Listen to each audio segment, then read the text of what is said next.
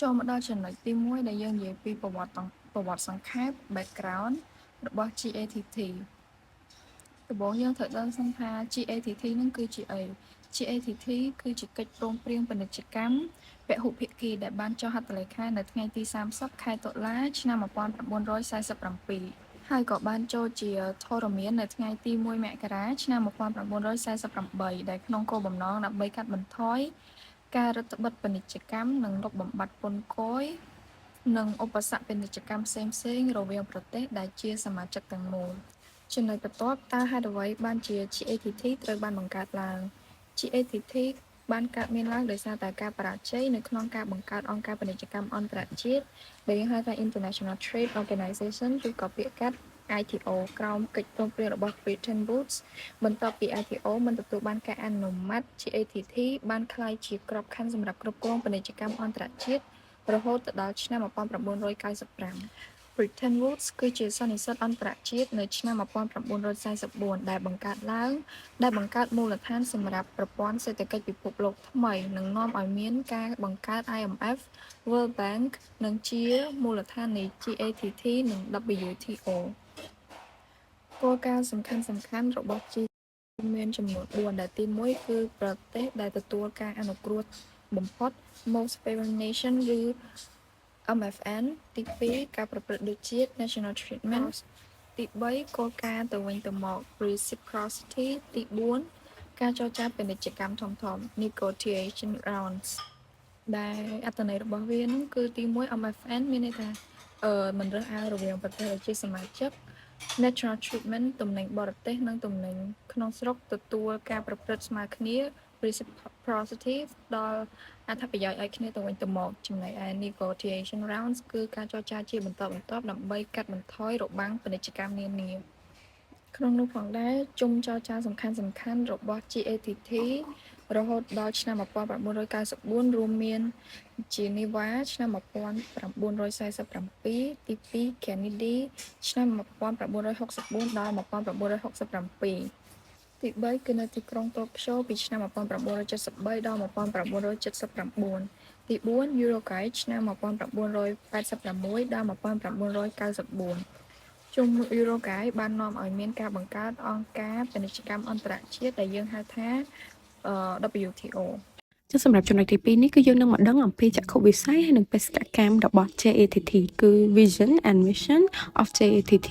សូមចំណុចចាប់ផ្ដើមខ្ញុំនឹងបង្ហាញអំពីចក្ខុវិស័យរបស់ JATT សិនចឹងយើងមកយល់សិនថាចក្ខុវិស័យហ្នឹងគឺជាអីចក្ខុវិស័យហ្នឹងបើសិនជាយើងនិយាយឲ្យងាយស្រួលយល់ទៅគឺផ្ដោតសំខាន់ទៅលើការយល់ឃើញឬមួយក៏ការមើលឃើញហើយសម្រាប់ចក្ខុវិស័យរបស់ JATT ហ្នឹងគឺគាត់អត់មានទៅគិតអីញញច្រើនទេអីដែលគាត់ចង់បានគឺតែមួយគឺចង់ឲ្យពិភពលោកហ្នឹងមានសន្តិភាពហើយអាចធ្វើពាណិជ្ជកម្មដោយសេរីរួមគ្នាទៅវិញទៅមកនៅជុំវិញពិភពលោកយើងហើយទី2ពាក់ព័ន្ធជាមួយនឹងបេសកកម្មរបស់ GATT ហ្នឹងតើបេសកកម្មគាត់នៅក្នុងអង្គភាពគាត់ហ្នឹងគឺគាត់ចង់មានដំណើរការបែបមួយខ្លះជ្រុយទី1ពាក់ព័ន្ធជាមួយនឹងការកាត់បន្ថយពន្ធធម្មតានៅក្នុងការធ្វើពាណិជ្ជកម្មការនាំចេញនាំចូលផលិតផលគឺសំខាន់មែនតើហើយបើសិនជា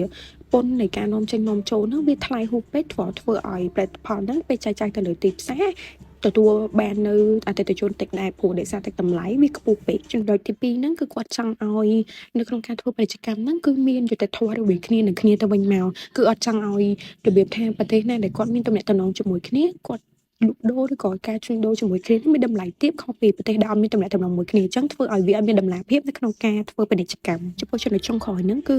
ការធ្វើការងាររួមគ្នាឬមកក៏ការធ្វើការងារជាធីមគឺវាសំខាន់មែនតើនៅក្នុងការដែលយើងស្ថិតនៅក្នុងអង្គភាពតែមួយហ្នឹងគឺយើងត្រូវចេះធ្វើការងាររួមគ្នាដើម្បីឲ្យអ្វីដែលយើងចង់បានឬក៏គោលដៅដែលយើងចង់បានហ្នឹងវាអាចដំណើរការទៅមុខរួមគ្នាសម្រាប់ចំណុចទី3យើងនឹងមកនិយាយអំពីពាក់ព័ន្ធជាមួយនឹងសមាជិករបស់ GATT ហ្នឹងសម្រាប់ពេលដំបូងហ្នឹងគឺសមាជិកដើមឡើយមានតែ23នាក់ឯងដែលគាត់បង្កើតឡើងនៅក្នុងឆ្នាំ1947ហ្នឹងប៉ុន្តែចាប់ពីមួយឆ្នាំទៅមួយឆ្នាំទៅគឺកើតឡើងសមាជិករហូតដល់ទៅ128ប្រទេសអញ្ចឹងធ្វើឲ្យអង្គភាពហ្នឹងគឺធំខ្លាំងមែនតើដែលមានប្រទេសចូលរួមច្រើនរហូតមកដល់បច្ចុប្បន្ននេះគឺមានការកែប្រែពី GATT ផ្លាស់ប្ដូរទៅជា WTO វិញអញ្ចឹងមូលហេតុអីបានជា JATT សុកហ្នឹងគាត់ផ្លាស់ប្ដូរទៅជា WTO មូលហេតុដែលធ្វើឲ្យ GATT គាត់ផ្លាស់ប្ដូរទៅជា WTO ហ្នឹងដោយសារតែពីដំបូងឡើយគឺ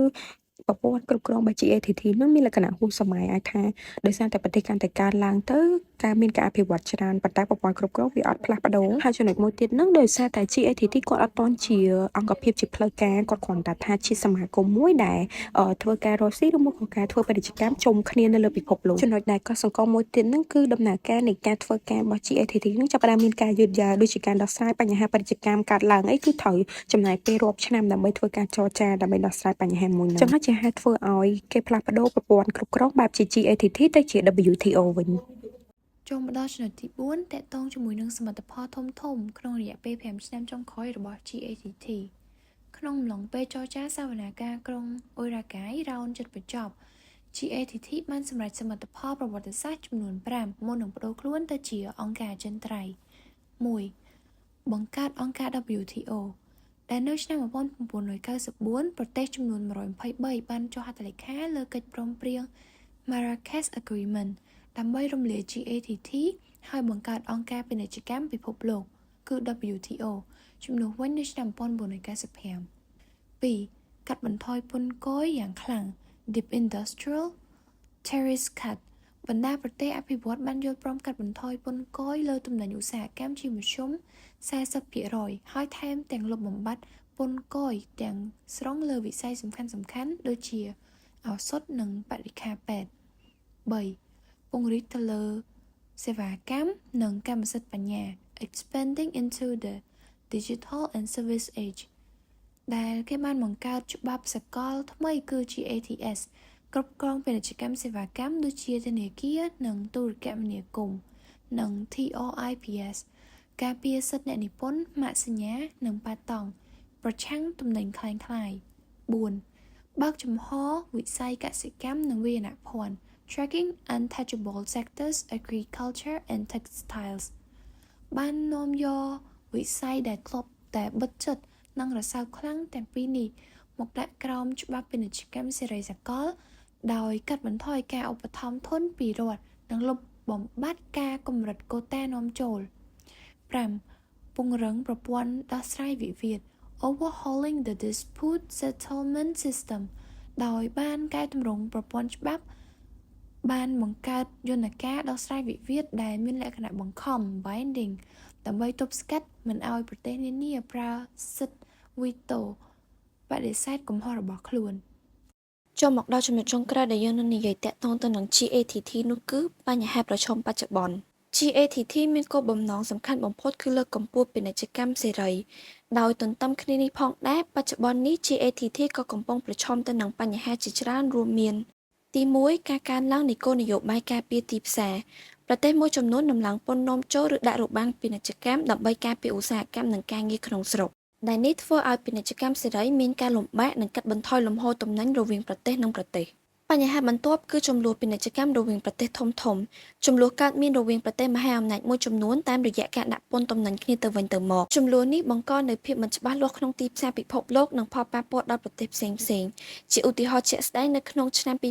2025 Trade War រវាងសហរដ្ឋអាមេរិកនិងបណ្ដាប្រទេសផ្សេងៗលើពិភពលោកបណ្ដាលឲ្យមានភាពចលាចលនិងបង្កជាភាពរាំងស្ទះនៅក្នុងការនាំចេញនាំចូលទំនិញរវាងប្រទេសនិងប្រទេសបញ្ហាទី3ការលំបាកក្នុងការចរចាកិច្ចព្រមព្រៀងថ្មីៗភាពខុសគ្នាទាំងកម្រិតផលប្រយោជន៍និងការអភិវឌ្ឍរវាងបណ្ដាប្រទេសជាសមាជិកដែលធ្វើឲ្យការឯកភាពទៅលើច្បាប់ឬការធ្វើកិច្ចព្រមព្រៀងថ្មីៗតែងតែចំណាយពេលយូរដែលជាហេតុធ្វើឲ្យដំណោះស្រាយទៅលើបញ្ហាដែលកំពុងកើតមានក៏ត្រូវបានពន្យាពេលផងដែរបន្តទៅនេះគឺការរីកចម្រើននៃពាណិជ្ជកម្ម Digital